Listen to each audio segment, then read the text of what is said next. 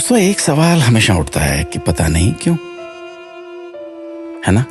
अब किसी भी विषय पर बात कीजिएगा तो आपके जहन में भी ये बात निकलेगी, पता नहीं क्यों।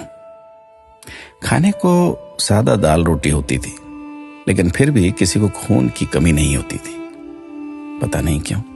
स्कूल में अध्यापक खूब कान खींचते थे, डंडों से पिटाई होती थी, लेकिन कोई बच्चा स्कूल में डिप्रेशन के कारण आत्महत्या नहीं करता था, पता नहीं क्यों।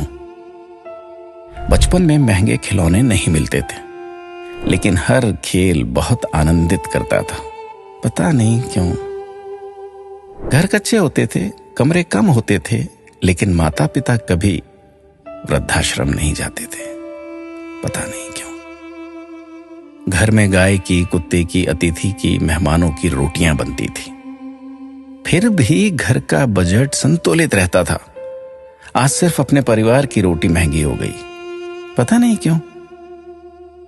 महिलाओं के लिए कोई जिम या कसरत के लिए विशेष साधन नहीं थे, फिर भी महिलाएं पूर्ण रूप से, संपूर्ण रूप से स्वस्थ रहती थी, पता नहीं क्यों। भाई भाई में, भाई बहनों में अनेक बार खूब झगड़ा होता था, आपस में कुटाई तक हो जाती थी, परंतु आपस में मन मुटाव कभी नहीं होता था, पता नहीं क्यों।